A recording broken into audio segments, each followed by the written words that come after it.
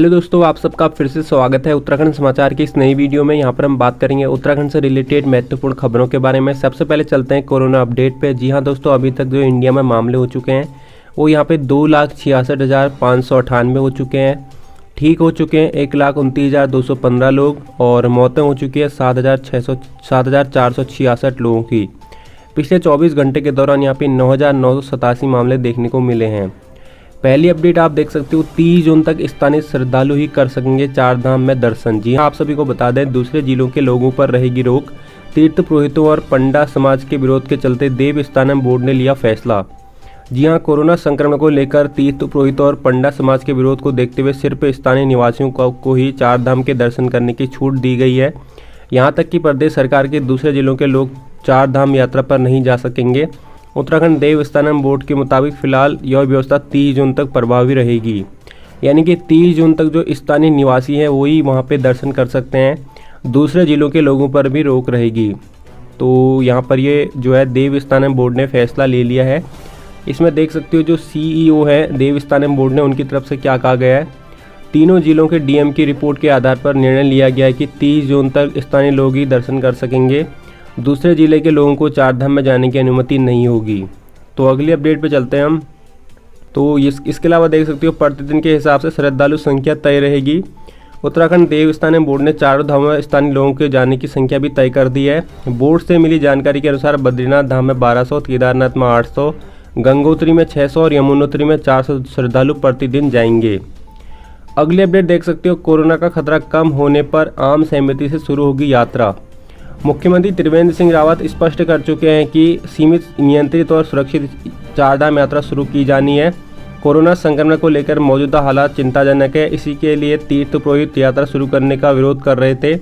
Board के फैसले के बाद अब सरकार भी जल्दबाजी में यात्रा शुरू नहीं करना चाहती।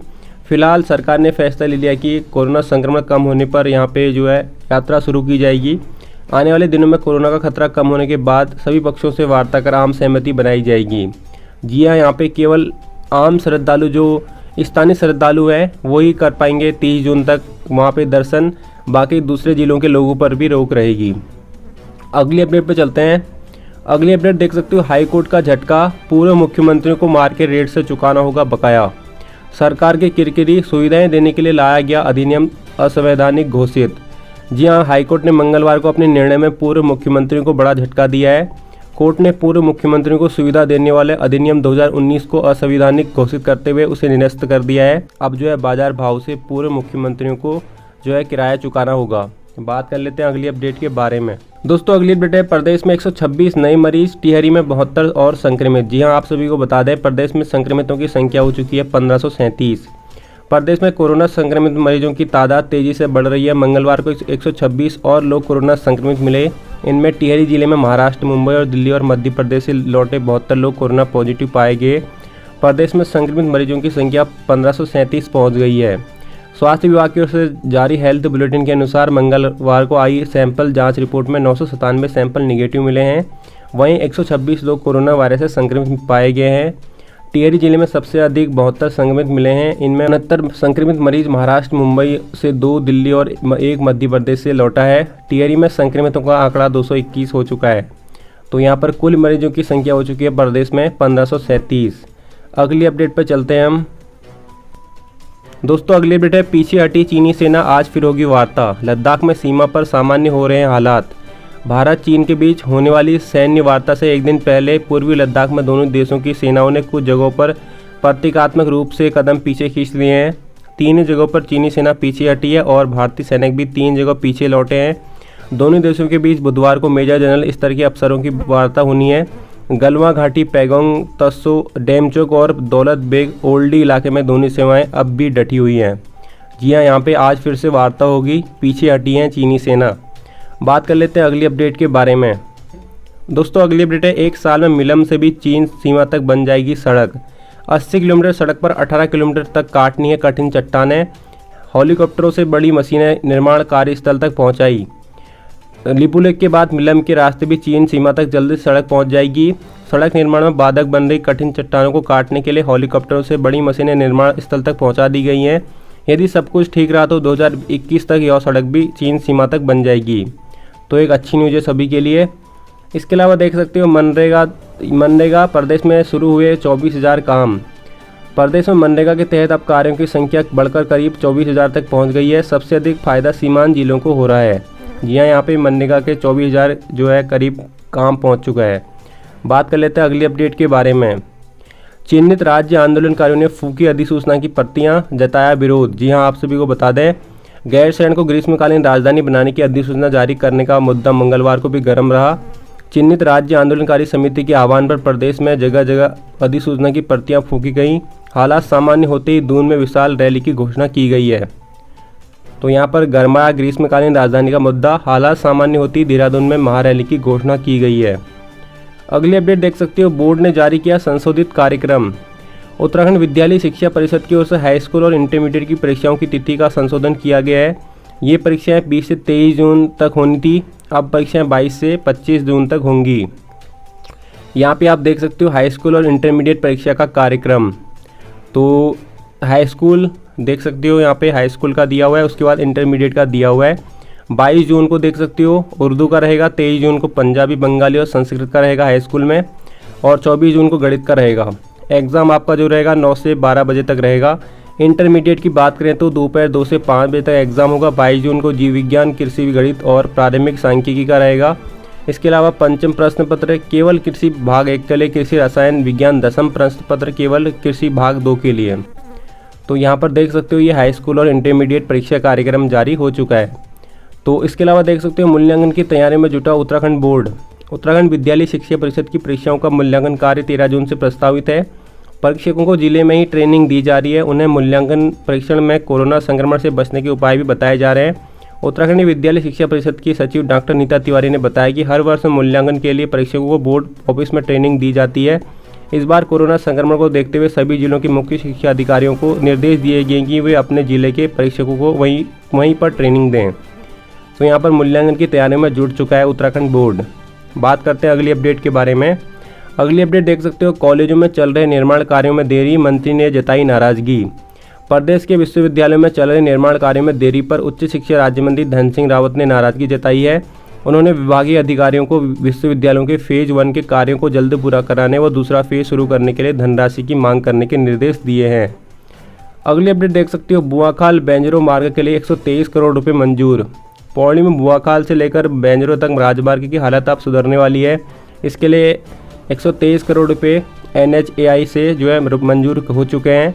यह जानकारी मंगलवार को सहकारिता मंत्री धन सिंह रावत को अफसरों ने बैठक में दी है। अगली अपडेट है, प्रवासी बच्चों व महिलाओं को आंगनबाड़ी केंद्रों से दे सुविधाएं। महिला कल्याण और बाल विकास राज्य मंत्री रेखा आर्या ने प्रवासी बच्चों और गर्भवती महिलाओं को आंगनबाड़ी केंद्रों के माध्यम से नियमों में शिथिलता बरतते हुए सुविधाएं उपलब्ध कराने के निर्देश दिए हैं। अगली अपडेट देख सकते हो, भाजपा ने बदला प्रदेश मीडिया प्रभारी भसीन को जिम्मेदारी। भाजपा की 2 प्रमुख वर्चुअल रैली से एन पहले पार्टी ने प्रदेश मीडिया प्रभारी के पद से अजेंद्र अजय को कार्यमुक्त कर दिया है।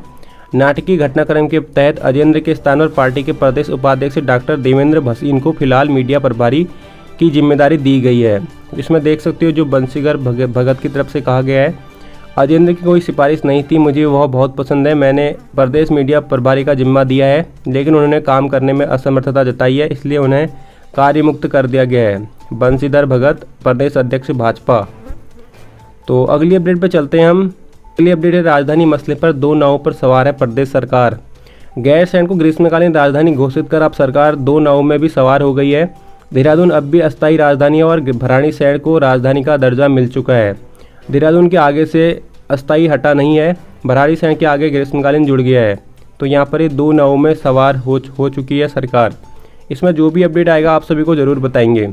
फिलहाल बात करते हैं अगली अपडेट के बारे में। अगली अपडेट है, भाजपा की वर्चुअल रैली पर कांग्रेस ने उठाया सवाल। कांग्रेस ने वर्चुअल रैलियों को लेकर भाजपा से पूछा है कि वह और बताएगी भाजपा राजनीति कर रही है कांग्रेस। कोरोना काल में संक्रमण तेजी से इजाफा हो रहा है और भाजपा को रैलियों की सूझ रही है। तो यहाँ पर इस बारे में जो है कांग्रेस ने उठाया सवाल। दोस्तों अगली अपडेट है, पेंशनर जुलाई तक करा सकेंगे सत्यापन। प्रदेश सरकार ने सभी पेंशनरों के लिए जीवन प्रमाण पत्र उपलब्ध कराने के लिए 30 जुलाई तक की छूट दे दी है। पेंशनरों के लिए वर्ष में एक बार सत्यापन कराने की अनिवार्यता है। तो यहाँ पर 30 जुलाई तक आप लोग सत्यापन करा सकते हो। अगली अपडेट पे चलते हैं हम। दोस्तों अगली अपडेट है, पिथौरागढ़ के जंगलों में आग लगी। जी हाँ दोस्तों, आप बोले लोग, घंटों बाद भी वन विभाग की टीम नहीं पहुंची मौके पर। बेड़ीनाग रेंज के कालीनाग बीट में रिगुनिया और मलानी के क्षेत्र में जंगल में मंगलवार को आग लग गई। लोगों का कहना है कि 6 घंटे बीतने के बाद भी आग बुझाने के लिए वन विभाग की टीम मौके पर नहीं पहुंची। तो यहाँ पर देख सकते हो रिगुनिया और मलानी क्षेत्र के जंगल में लगी आग। अगली अपडेट देख सकते हो, हाथियों की गणना में जुटी टीम। नरेंद्र नगर वन प्रभाग के शिवालिक एलिफेंट रिजर्व के हाथियों की आबादी की सटीक जानकारी जल्दी मिल सकेगी। विभाग के 12 विशेषज्ञ टीम ने ड्रोन कैमरे और जीपीएस तकनीक के सारे हाथियों का आकलन किया है। इसके अलावा देख सकते हो, गिनती पूरे होते ही टांडा में दिखा हाथियों का झुंड। तराई केंद्र वन प्रभाग में हाथी गणना का काम पूरा होती नैनीताल मार्ग स्थित टांडा जंगल में हाथियों का झुंड दिखाई दिया। 15 मिनट तक हाथी मदमस्त होकर सड़क पार करते रहे। वन विभाग की टीम के पहुंचने से पहले हाथी जंगल में चले गए। अगली अपडेट है, पूर्व मुख्यमंत्रियों को वसूली से नहीं बचा पाया अधिनियम का कवच। हाईकोर्ट के फैसले से सरकार पर बड़ा पूर्व मुख्यमंत्री से वसूली का दबाव। तो यहाँ पर देख सकते हो, बाजार दरों से पूर्व मुख्यमंत्रियों पर बकाया कितना है। भगत सिंह कोश्यारी पर है 47.57 लाख, डॉक्टर आरपी निशंक पर है 40.95 लाख, बीसी खंडूरी पर है 46.59 लाख, विजय बहुगुणा पर है 37.50 लाख, एनडी तिवारी पर 120 लाख। तो ये जो है इनको बकाया देना है। अलावा यहाँ पर डॉक्टर रमेश पोखरियाल निशंक की तरफ से कुछ कहा गया है, जो कि यहाँ पर केंद्रीय मानव संसाधन मंत्री हैं और पहले मुख्यमंत्री भी रहे हैं। मैंने अभी आदेश नहीं पढ़ा है। राज्य सरकार इस मामले में एक एक्ट लाई थी, मैं भी अध्ययन करूँगा। यदि निर्णय में हमें लगेगा कि न्याय नहीं हुआ है तो सुप्रीम कोर्ट जाएंगे। तो ये कहना है यहाँ पे डॉक्टर रमेश पोखरियाल निशंक का। अगली अपडेट देख सकते हो, कोरोना संक्रमित और संदिग्ध मरीजों का तैयार करें डाटा। स्वास्थ्य सचिव अमित नेगी ने मंगलवार को राज्य कोविड कंट्रोल रूम का निरीक्षण किया। उन्होंने अधिकारियों को निर्देश दिए कि कोरोना संक्रमित मरीजों का संदिग्ध लक्षण वाले मरीजों के इलाज के लिए निर्धारित अस्पतालों की श्रेणी के हिसाब से उनका डाटा तैयार करें। अगली अपडेट देख सकते हैं यहाँ पे, पीजीआई चंडीगढ़ में होगी कोरोना सैंपल की जाँच। प्रदेश के सैंपल जांच के लिए पीजीआई चंडीगढ़ से भी हरी झंडी मिल गई है। यहां प्रतिदिन उत्तराखंड के 100 सैंपलों को जांच की जाएगी। वहीं नैनीताल जिले के मुक्तेश्वर स्थित Indian veterinary research institute IVRI में भी जल्दी सैंपलों की जांच शुरू होगी। अपडेट देख सकते हो, सुबह 7 से शाम 7 तक कर सकेंगे दर्शन। बद्रीनाथ व केदारनाथ धाम में दर्शन के लिए SOP जारी। चारधाम देवस्थानम प्रबंधन बोर्ड ने स्थानीय लोगों को दर्शन की अनुमति देने के साथ बद्रीनाथ और केदारनाथ धाम के लिए SOP जारी कर दी है। सुबह 7 से शाम 7 बजे तक दर्शन करने का समय मिलेगा। अगली अपडेट पर चलते हैं हम। तो अगली अपडेट है, अब उत्तराखंड नहीं लौटना चाहते हैं प्रवासी। 80,000 पंजीकृत प्रवासियों ने नहीं दी वापसी को सहमति। जी हाँ, दूसरे राज्यों में फंसे प्रवासी अब उत्तराखंड वापस लौटना नहीं चाह रहे हैं। अनलॉक 1 में व्यावसायिक संस्थानों सहित अन्य आर्थिक गतिविधियां शुरू होने से प्रवासी रोजगार छोड़ नहीं आना चाह रहे हैं। ऐसे में ऐसे 80,000 प्रवासी हैं जो पंजीकरण करवाने के बाद भी वापस नहीं आ रहे हैं। तो सबसे ज़्यादा कहां से लौट चुके हैं अभी तक प्रवासी? दिल्ली से लगभग 70,000, उत्तर प्रदेश से 29,000, हरियाणा से 26,000, महाराष्ट्र से 13,500, पंजाब से 10,000, चंडीगढ़ से 10,000 और राजस्थान से 9,000, गुजरात से 8,000 और कर्नाटक में 6,000 के करीब प्रवासी लौटे हैं। इसके अलावा अन्य राज्यों से 4,000 के करीब प्रवासी आए हैं। तो यहाँ पर अब जो है प्रवासी उत्तराखंड नहीं लौटना चाहते हैं। करीब 80,000 प्रवासियों की संख्या है। अगली अपडेट है, मुकदमे खारिज नहीं हुए तो शुरू हो जाएगा उग्र आंदोलन। जनरल OBC एम्प्लॉयज़ एसोसिएशन ने गृह सचिव को दी चेतावनी। Uttarakhand general OBC employees association ने गृह सचिव को चेतावनी दी है कि यदि एसोसिएशन ने प्रदेश अध्यक्ष दीपक जोशी और एसोसिएशन के सदस्यों के खिलाफ मुकदमा दर्ज वापस नहीं लिया तो पूरे प्रदेश में उग्र आंदोलन छेड़ दिया जाएगा। मंगलवार को एसोसिएशन के एक प्रतिनिधि मंडल ने गृह सचिव नितेश झा से मुलाकात की और उन्हें मांग पत्र सौंपा। अगली अपडेट है, चालकों और परिचालकों को विशेष प्रोत्साहन भत्ता देने पर विचार। उत्तराखंड परिवहन निगम भी यूपी की तर्ज पर लॉकडाउन के दौरान प्रवासियों को पहुंचाने वाले चालकों और परिचालकों को विशेष प्रोत्साहन भत्ते देने पर विचार कर रही है। हालांकि अभी संबंध में कोई अंतिम निर्णय नहीं लिया गया है। तो अगली अपडेट पर चलते हैं हम। तो अगली अपडेट देख सकते हो, फर्जी प्रमाण पत्र देने वाले शिक्षक की सेवा समाप्त है। SIT की जांच पड़ताल में झीवर रेहड़ी स्थित राजकीय प्राथमिक स्कूल के प्रधानाध्यापक का स्थायी निवास प्रमाण पत्र फर्जी निकला। जांच में तहसीलदार से प्रमाण पत्र फर्जी होने की पुष्टि के बाद शिक्षा विभाग ने शिक्षक की सेवा समाप्त कर दी है। साथ ही उप शिक्षा अधिकारी को तहरीर पर पुलिस ने शिक्षक के खिलाफ मुकदमा दर्ज भी कर लिया है। दोस्तों अगली अपडेट है, यात्रियों की सहमति से ही उन्हें पेड या सरकारी क्वारंटीन सेंटरों में भेजा जाए। हाईकोर्ट ने केंद्र राज्य सरकार, मुख्य सचिव और नागरिक उड्डयन सचिव को दिए आदेश। जी हाँ, आप सभी को बता दें, हाईकोर्ट ने विमान से आने वाले प्रवासियों के मामले में दायर जनहित याचिका को निस्तारित करते हुए केंद्र सरकार, राज्य सरकार, मुख्य सचिव और नागरिक उड्डयन सचिव को आदेश दिया है कि यात्रियों को जबरन पेड क्वारंटीन में न भेजा जाए। कोर्ट ने कहा कि यात्रियों को सहमति से ही उन्हें पेड या सरकारी क्वारंटीन सेंटरों में भेजा जाए। अगली अपडेट है, क्वारंटीन सेंटरों में कैद लोगों का टूट रहा है धैर्य। कई लोगों की रिपोर्ट नेगेटिव आने के बाद भी नहीं भेजे जा रहे हैं घर।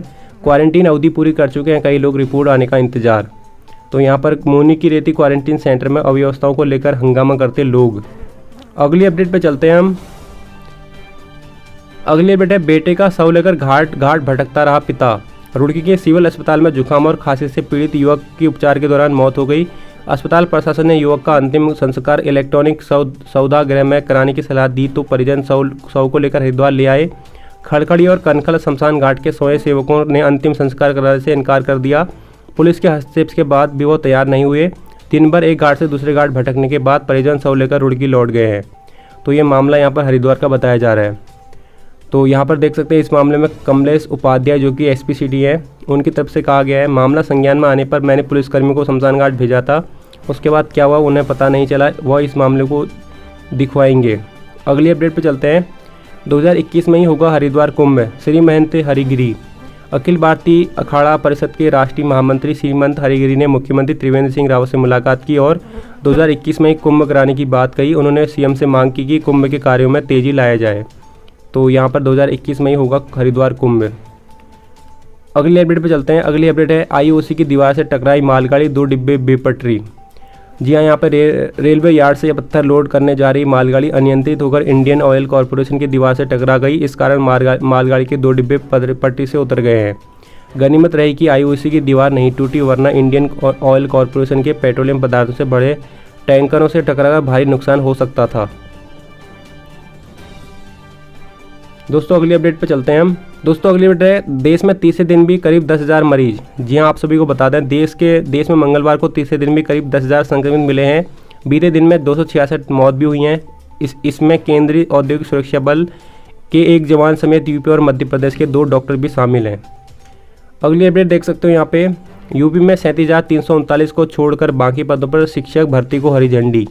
सुप्रीम कोर्ट ने मंगलवार को उत्तर प्रदेश में 69,000 सहायक शिक्षकों में से 37,339 को छोड़कर बाकी पदों पर भर्ती को हरी झंडी दे दी है। अगली अपडेट है, कोरोना काल में पाठ्यक्रम और पढ़ाई के घंटे कम करने की तैयारी निशंक। बोर्ड और कॉलेजों की परीक्षा की तैयारी के लिए टास्क फोर्स गठित। कोरोना वैश्विक महामारी के कारण स्कूली पाठ्यक्रम छोटा करने के साथ पढ़ाई का समय भी कम करने की तैयारी चल रही है। इसका लाभ 10वीं और 12वीं कक्षा के छात्रों को मिलेगा। मानव संसाधन विकास मंत्री रमेश पोखरियाल निशंक ने कहा कि शिक्षाविदों और अभिभावकों और शिक्षकों के सुझाव पर काम हो रहा है। वहीं जुलाई में होने वाली बोर्ड और कॉलेजों की परीक्षा को लेकर टास्क फोर्स गठित की गई है।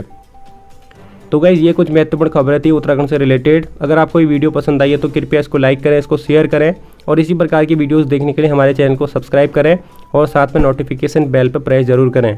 तो मिलते हैं नेक्स्ट वीडियो में, तब तक के लिए बाय। Thanks for watching.